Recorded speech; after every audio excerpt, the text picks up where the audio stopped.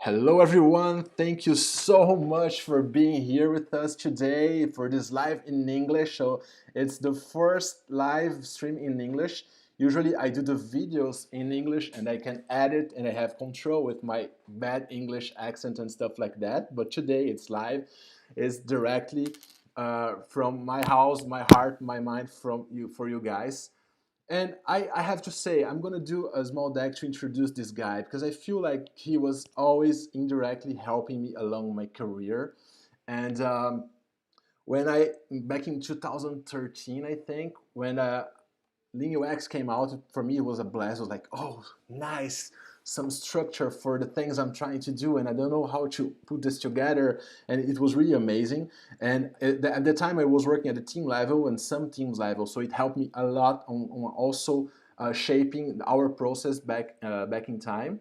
Then I started to go a little bit up on the ladder, and I started to have this kind of discussions with executives. Then there you go, sense and respond came, and I read it like twice, and I said, "Oh my God, this is really amazing," and it helped me in many ways that I can even say. Then I started to have this question because Agile and UX started to be really popular, and people was thinking, "What is better? Design thinking, what is better? Lean UX, Agile, Scrum." And then there is this Lean versus Agile versus Design Thinking book that is like another blast.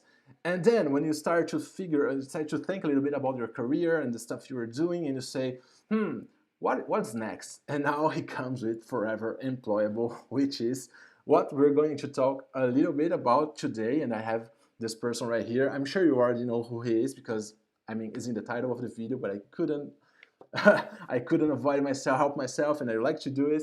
And something that I really love about this guy that he's really accessible. And there's a couple of years that we've been reaching out, and I've been sending messages, and he's replying it always really kindly. And something that he says that I love, it's give it away for free, the content. And this was the guy that inspired this YouTube channel to have live and to exist. And ladies and gentlemen, I would like you to receive Jeff Gothelf with me. So hello, Jeff. How are you doing, my friend? Terrific, Tiago. It's really good to be here. Nice to see you again twice this week, which is terrific. And thanks so much for having me on the show. Awesome. Thank you so much for being here. And yeah, twice this week. Yesterday we have this launch group book club, right, for your latest book, Forever Employable, and that's what we're talking about today. Now, the first thing I would like to ask you is how how did you shift it from this uh, business and corporate advices and start to talking about career? So, if you could talk a little bit about what is the book and how you got there. Yeah, it was interesting because the book really does, at face value, feel like something completely different than what I've been doing so far.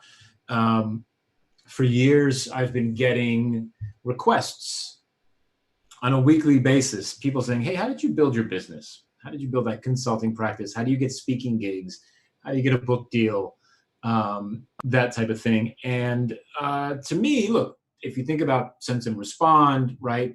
I'm sensing feedback from the market, right? There's inbound inquiries. People want to know this stuff. And so for me, I said, okay, I could write a blog post about this, but I don't know if that would be sufficient. And so I kind of held on to the idea for a while. And then I decided that I'd write a book about it. And the reason why I felt that I could write a book about it that wouldn't feel like it completely just comes out of nowhere is because the ideas in the book are very closely related. At least, the core ideas are closely related to the lean UX ideas, the sense and respond ideas, the product development work that we've been doing for years, right? So for me, that was the impetus. Is I could write a book. The topic would be a response to the inbound leads that I was sensing. Hopefully, the audience would be significantly bigger as well. And the interesting thing is that the same concepts of product thinking, assumptions, hypotheses, experiments, designing your career, designing explicitly what you think you should be doing. Those same elements are in this book, right? They're in the book. It's just that it's instead of applying them to software design or software development, it's applying them to yourself, your professional development, and your career.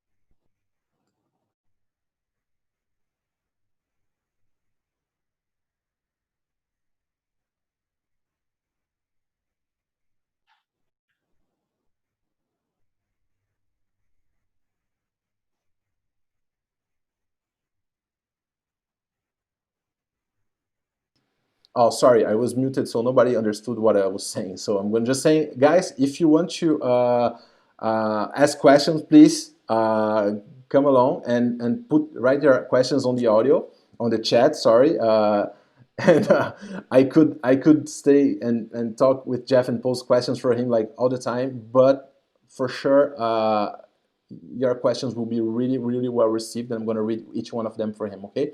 So I'm sorry. So we were talking about the process of writing the book, and on the Lean Wax, you told us you took a time to write it. You wrote a few manuscripts, and it was quite challenging for you. Then the second book was, I think, less of a challenge because you already had the experience.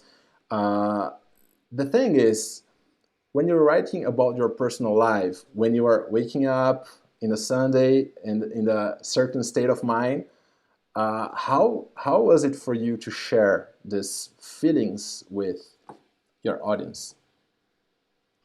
It was difficult. Lean UX doesn't have any personal details in it. Send to Respond doesn't have any real personal details in it. This was a personal story. In fact, it's my story that's in the book, and it starts when I turned 35, and it talks about my fears and my hopes and the pressure that I was feeling to family. And these are things I've never talked about publicly before, and I've talked to really anybody except my wife about these kinds of things.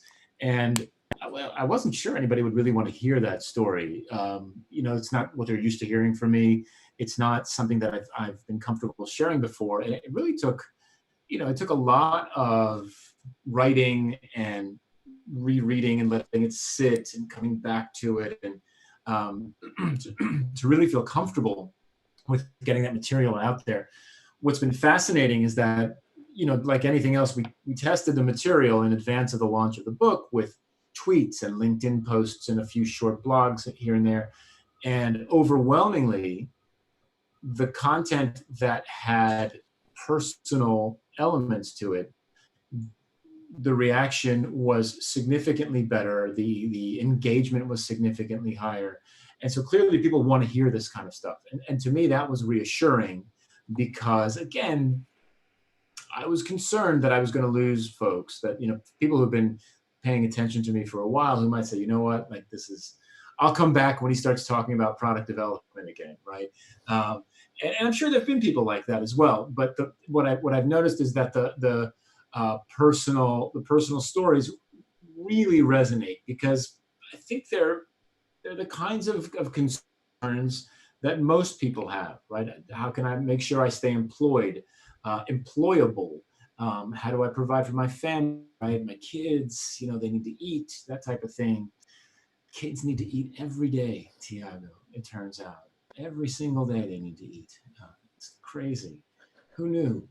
And so, things like that, where there's a lot of pressure, and I feel really good about sharing it now. I was terrified when I pushed publish on the book that it was just, just people would just go like, nah, it's not interesting. And that's something you talk about also. I mean, how to control this anxiety of publishing stuff, right? Because when one of the things you talk on the book, if you allow me, is like plant your flag, right? Choose a matter, a subject that you are committed to, that you know about, or you want to learn something, and start sharing.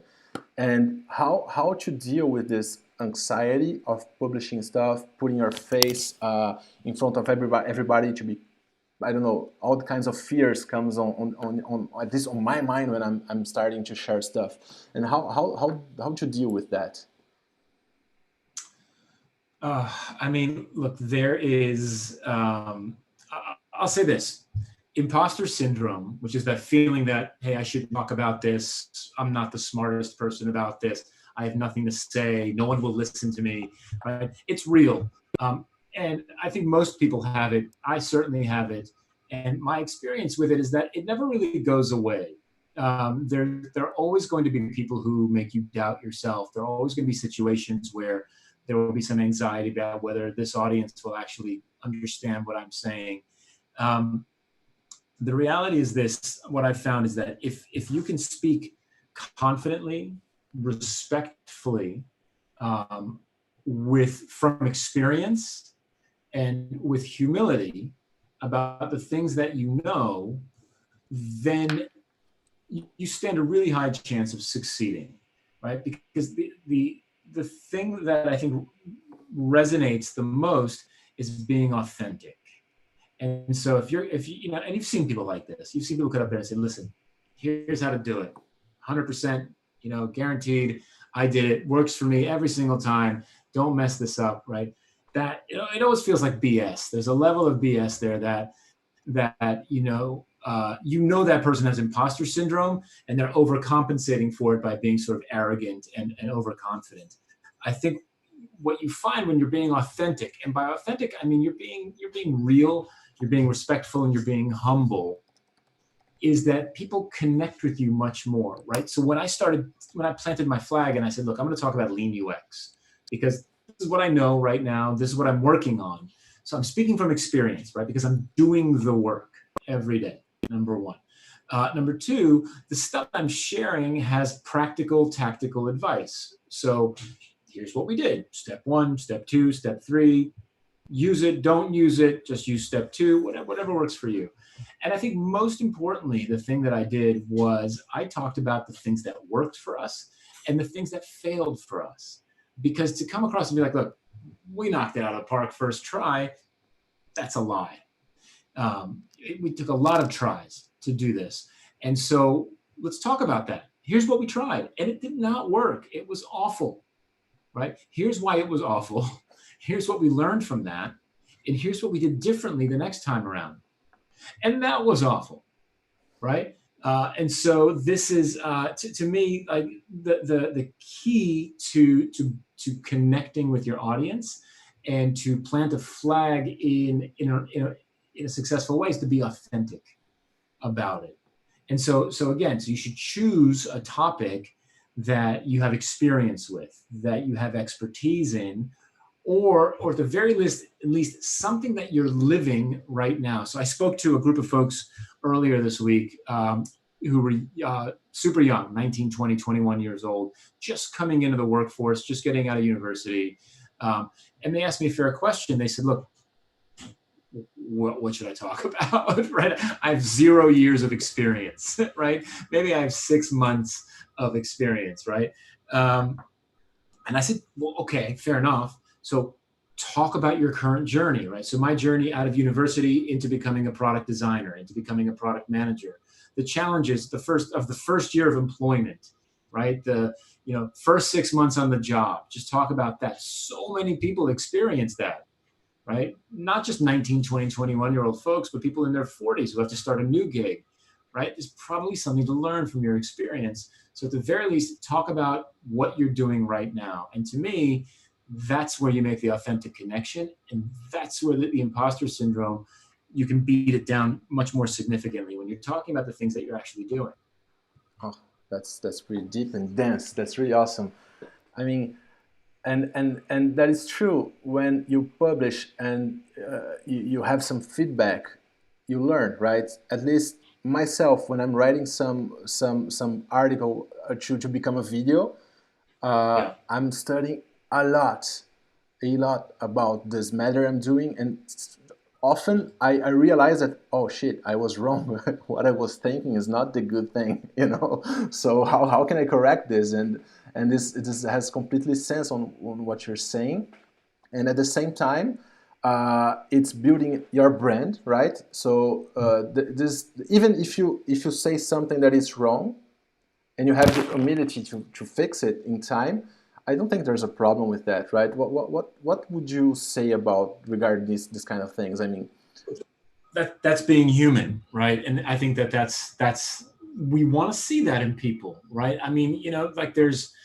a reason why there's a reason why like celebrity gossip is so popular, right? Because we see these folks in the movies, right, or on TV, and they look so perfect and they're beautiful and they couldn't possibly be flawed, and then they're like drunk and getting divorced and fighting, and like it humanizes them, right? And so there's a reason why we love that stuff, right? Why there's such a market for celebrity gossip and that kind of stuff. So I think the same type of fascination works to your favor if you're trying to create a platform for yourself, if you're trying to build some thought leadership so that you can attract opportunities to you. It's this humanize yourself, right? It's you've seen those people, the motivational speakers who are like, I did this, and then I ran an ultra marathon, and then I, swam across the English Channel, and I climbed Mount Everest. And you're like, come on, man, like awesome. really? Like, how many tries did it take you before you climbed Mount Everest? Well, we tried 17 times, right? Like, that's the part, climbing, amazing, right? But let's talk about the 17 tries where it didn't work, right? Humanize the thing for me. And I think that's what resonates most because, look, no one's going to get it. No one's going to get it right the first time, and you're certainly not going to get it right 100% of the time. And so talk about that, and because that's how we learn, right? There's a line in the book from a ski instructor from years ago, right, where if you're not falling, you're not learning, right? Like that's good.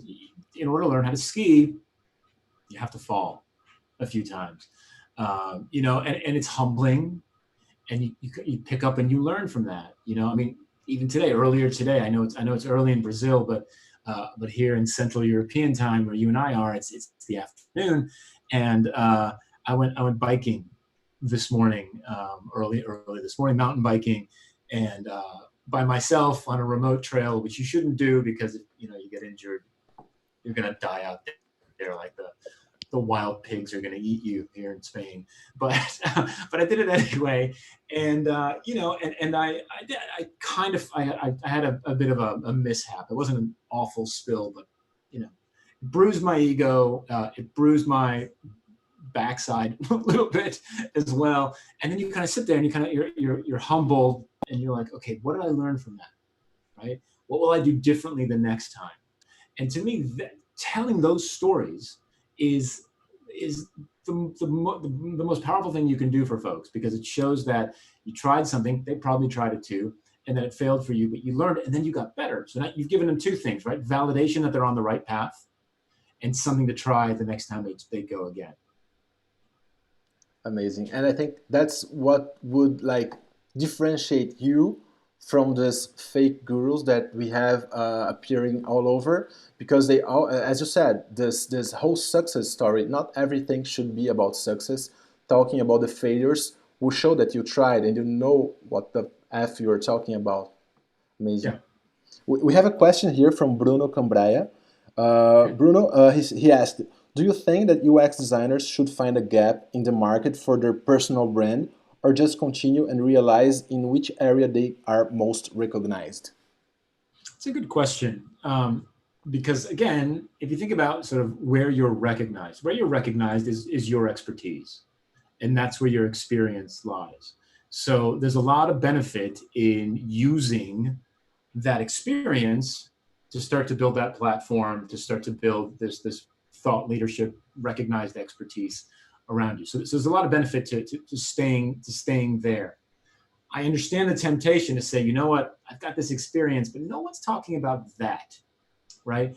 And I think that it's an interesting opportunity, right? And so I think that if if you've got some credibility already, trying to shift over, either add something to your platform or shift your platform over, is an interesting experiment. I wouldn't go all in right away. I would build up to it. I would run experiments. I would float some test balloons, some tweets, some blog posts, videos, talks, whatever, just to get a sense of whether you can make the transition.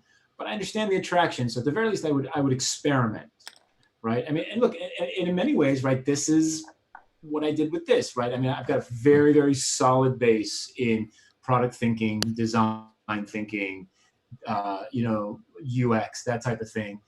For me, I saw an opportunity to tell a very practical story about building a thought leadership platform because people were asking me for it. But I didn't just write the book. I got the feedback. I started to post some LinkedIn ideas, some tweets, some short blog posts, and as things began to resonate, it was validation that yes, I can also move over here. Now look, I'm not trying to shift everything over there. I'm absolutely trying to just expand rather than move over. And that's an explicit strategy and something you should think about, right? Like I'm not giving up the work that I'm doing in product design and product thinking and in design thinking and UX and agile, that type of thing. I'm just expanding the types of work that I'm doing, and hopefully expanding my audience, which expands my platform, which in theory then drives more opportunities to me, which is to be very transparent about my motivations. That's what I'm doing here. Spot on. I think, and what I think is really interesting is that you never like forget everything you was doing like a couple of years or a couple of months ago when you're starting a new venture or a new gig. You always like will pile up a little bit of your experience. As a designer that I am, talking about agility is it's way more simpler because I can use my skills of designer to introduce some content or to talk about something, and this I think makes this shift less painful, right? Yeah, and again, look, it's not. I mean, look. So if you can make the connection, right? So instead of it feeling like a hop, right, like a big jump, right? If you can kind of make the connection, you start to you can bring people with you, right? So in Forever Employable, I talk about problem statements. I talk about assumptions, personas, hypotheses, experiments, outcomes, right? All the same things that I've been talking about for years. I'm still talking about that stuff. It's just that the focus of those ideas is just something different. It's career, it's thought leadership, it's platform and brand building.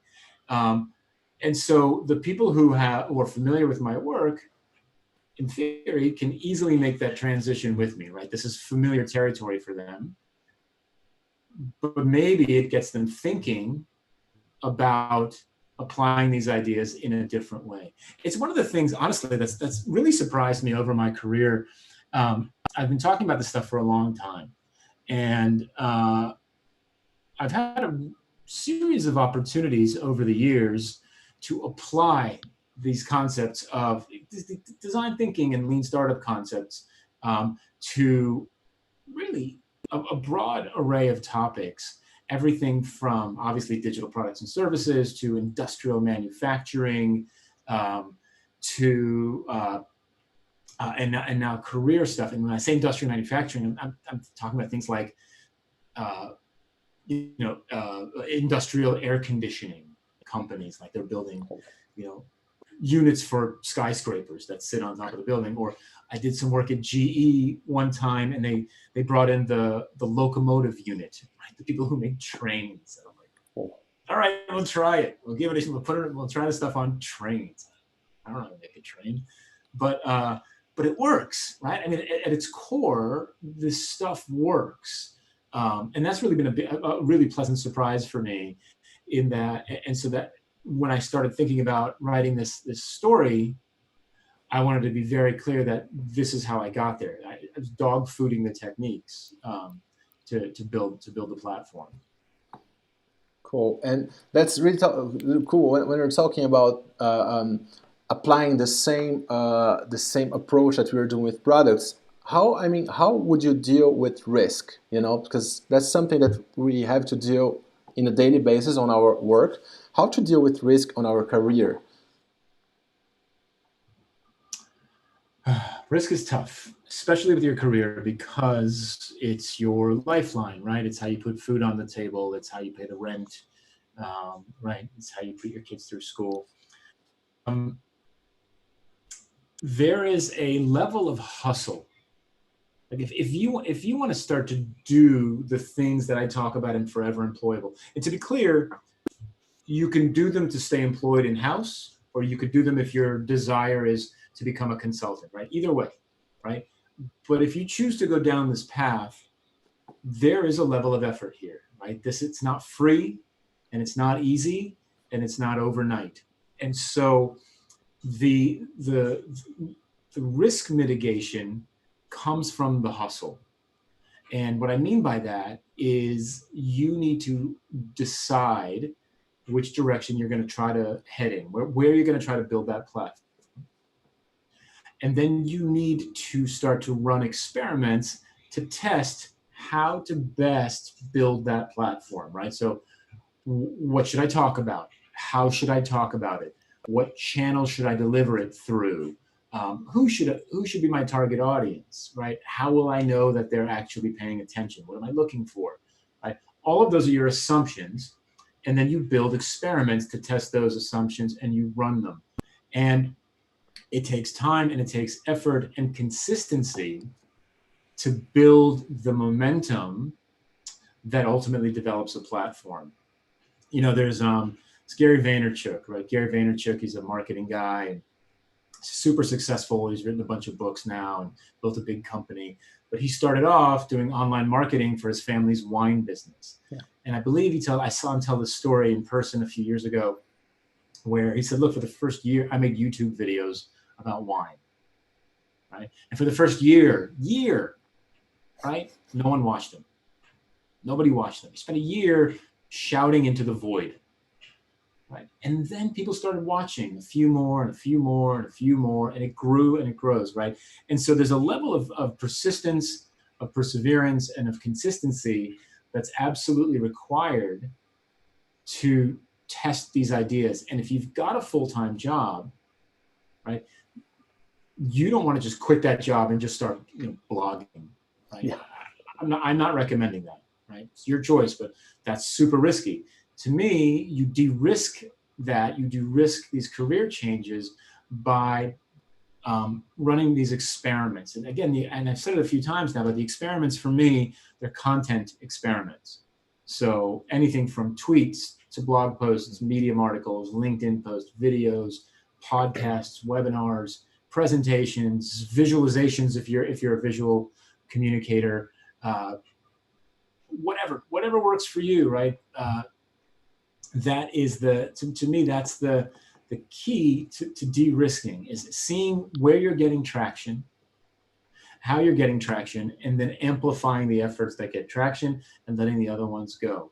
And at some point, and I don't know when that is for you because I don't know your level of risk tolerance, but at some point there will be enough evidence there to help you make a decision about, okay, now I've got enough of a following, I'm going to quit my full-time job and become a consultant.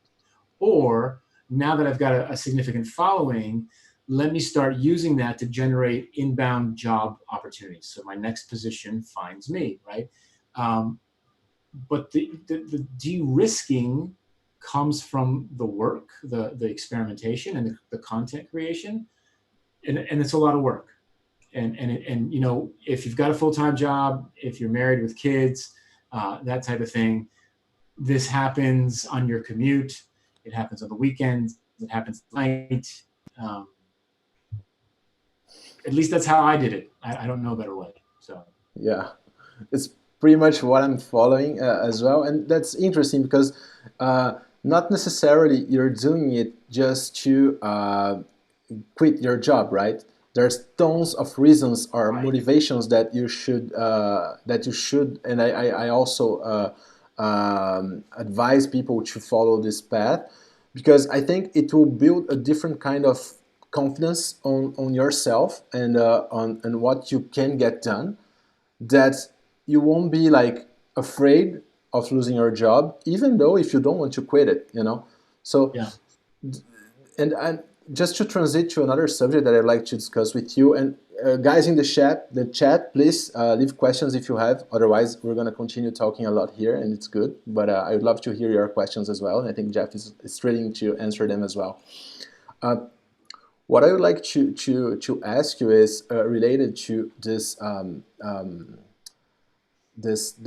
fear that people may have about their managers or somebody else figuring out that they are trying to become forever employable, and how to deal with that, right? Because it's I mean, I like to quote Seth Godin here when he's saying, guys, it's not just because Jeff released a book calling Forever Employable that everybody's going to quit their job and become consultant and stuff like that. Yeah. There's not because there's a really huge vegan movement. McDonald's is still there. Burger King is still there. So how to balance that? What do you have to say on that? Yeah. So look, I think for people who are employed full time, I think that's your biggest risk. Your biggest risk is your employer in this because of a variety of, and this is why you see things like, I love these in Twitter bios. They're like, my views are not my employer's views. Like how many Twitter bios does it say that in, right? My views are not my employer's views, right? And the reason is because people want to speak freely, and they want to work on their own personal brand without the employer. It doesn't work that way, right? I mean, ultimately, um, ultimately, if you these days, especially if you say something awful, right, on the internet, you're going to get fired. Your company's going to fire you, right? And so that we're not talking about that, right? I don't think that writing my views are not my employer's, like, is going to help you if you're a racist, right? You're still going to get fired. Hopefully, That yeah. said, right? Hopefully, right? Hopefully, unless you work for the U.S. government, then you're fine, right?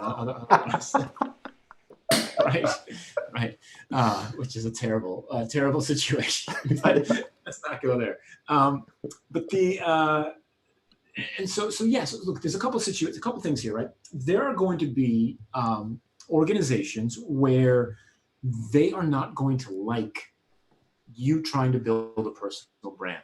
Maybe they're afraid that you're going to give away secrets.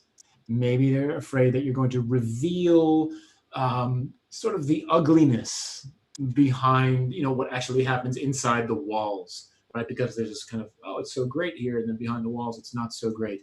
Um, Maybe they're, in certain situations, they might be afraid that you might build a bigger brand than the company, right? If a company is threatened by that, they will um, they will certainly not help you with this, and they might even work against you. Corporate communications departments are very specific about what they'd like to go out. I mean, I can tell you I won't tell you which one it is, but you can probably guess. There's a case study in the Lean UX book in the second edition where we wrote the case study based on interviews with the company about how things were, right? And then the company said, okay, let's put it through the corporate communication people.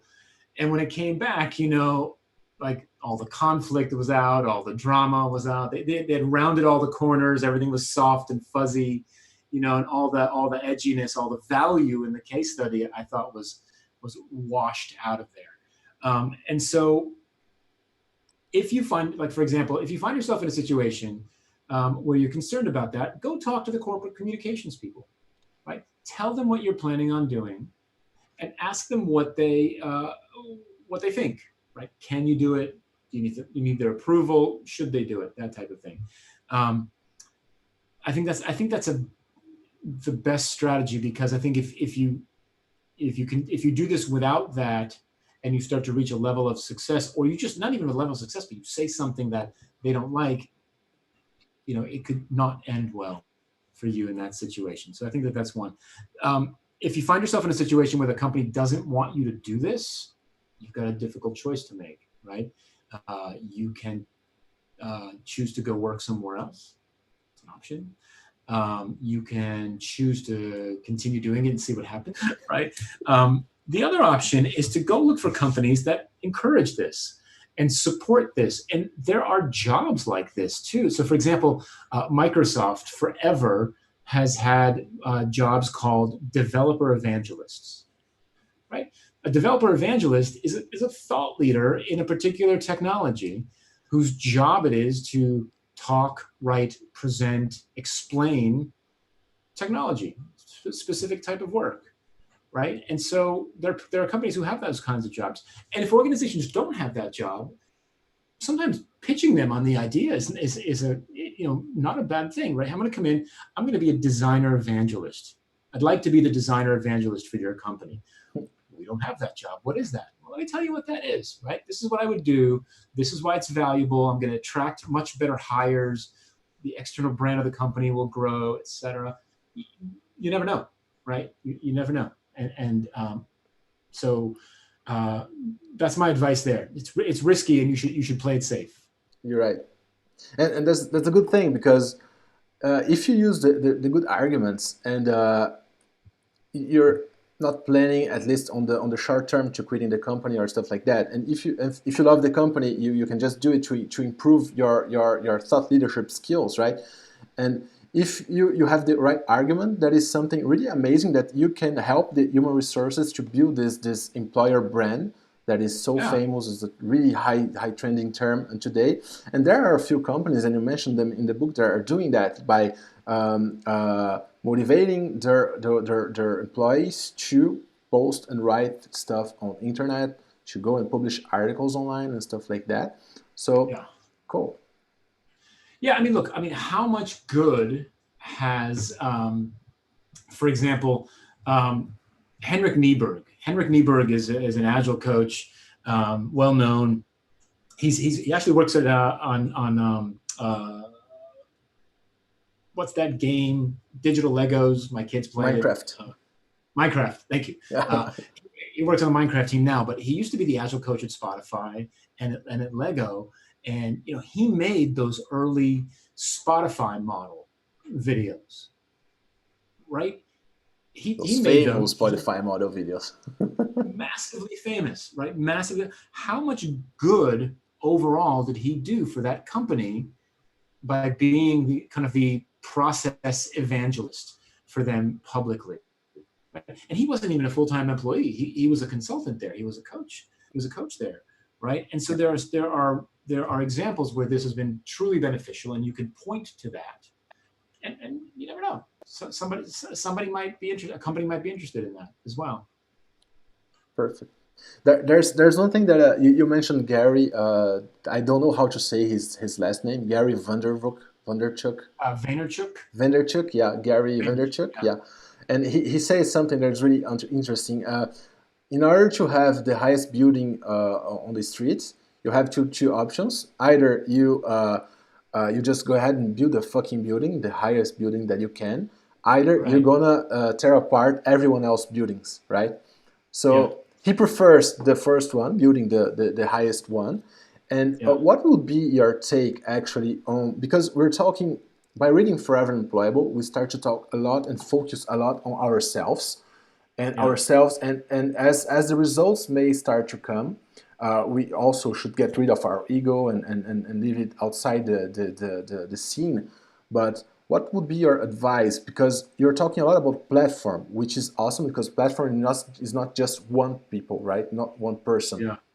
So how to make sure you're not being this self-centered or self-centered mentor for, and you can build a community and you can help people also to, because that's exactly what you're doing, right? By talking here with us, and exactly what you're doing, you're living by what you write on your book. So how to avoid this this, I don't know the word here, but this, you got me, I think. This is a really great question, and nobody has asked me this question yet. So I'm Yeah.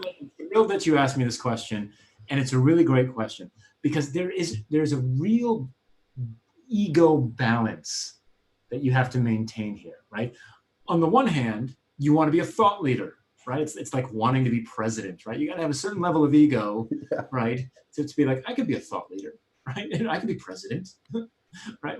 Right. So there's that aspect. So you got to have some ego, right? There's got to be some of that. But that said, right, the way that you, in my experience, right, the way that you build that following, that network, that platform, that audience, is through humility and sharing, giving back, and uplifting and amplifying others, right? And so what's amazing about that, and well, what's amazing, what's interesting and challenging about that is you've got to find that balance of I'm the expert and I know a lot of stuff, and here it is, with but I get a lot of stuff wrong and I mess it up. And Tiago knows way more about this than I do. You should really talk to him about that, right? And so you're there's real balance there. The more, and this is particularly um, important now, like in kind of the kind of global consciousness that we're living through today. If you're in a position of access, the more that you can provide access to others who may not have that same access and amplify them, right? The more you're doing for the community, the more you're doing for them. And look, it will come back to you. It will increase your personal brand as well, right? So there is that balance of that as well. But that's not the reason to do it, but it's a really interesting balance, right? And so and it's tough sometimes too, because especially when you're in a particular domain, or just like UX or product management or whatever, right? I'm supposed to be, like, for example, I'm the lean UX guy, as we've joked, right? I'm supposed to be the guy who knows everything about lean UX. I wrote the damn book about it. I wrote it twice, in fact, right? Right? I don't know everything about it. Like there are people who are doing stuff with it that I've never done with it, right? And so there's that. There are going to be those situations where you have to say, look, here's what I know, but she knows more than I do, so go listen to her, right? And there's that's the balance. The balance there is, if you're not hurting, you're not hurting yourself, you're only helping yourself in that situation. Awesome. And pretty dense answer as well. Really cool. And It's a it's good pretty. question. No one's ever asked me that question yet, so that's a good one. Thank you, though. That I think that's a good transition because I'm thinking on my next question. My next question here, and it's a good moment to ask if you guys in the chat you have any question, please. We have a few more minutes with Jeff here, and I would love for you guys to have some of your questions answered. If you want to ask it in Portuguese or in French, please do it. I'm gonna translate it live, so you will see that I suck at it, but I think Jeff will understand. So while we're giving some time for people to write about that, I would like for you to talk a little bit about your website, because it's your platform where you're sharing your content is all on your website. And over there, I noticed that you are adding a few Forever Employable stories, right? So some talks you are having, some discussion you are having with pretty huge people right there, like the guy from Whitesnake, the Yeah, that's photographer, awesome. and the rocker inside of me was like when I saw this. So could you talk a little bit about Sure. that for our audience? Sure. Yeah, I accidentally made a podcast, I guess, sort of. Like it's not a podcast quite yet, but it was never the intention. It was one of those. I have a lot of these what I call epiphanous shower moments. So like when you have an epiphany in the shower, like the hot water is running on your face, and like, oh my god, I know what I have to do. Like, and you kind of have to run out, write it down, get back, and finish the shower. Uh, You have that so on I the have a lot of shower. those. It's interesting. I have in the same place, but in another context. Yeah, but it's I have a lot of those. For me, like that's where I get inspiration usually, and so I was I had one of those moments. I was like, I follow this guy Joel Hoekstra on Instagram, and he does so much stuff. Like he's not just a guitarist. He for Whitesnake, he's been the guitarist. He's a guitarist for Cher and a bunch of other bands, and he writes for Guitar World, and he collaborates from his hotel room. He's got this like mobile recording rig where he'll play some parts and send them out. He teaches over Skype. Like he takes guitar playing and he's built a platform around it, and he's created, a diversified income stream from it.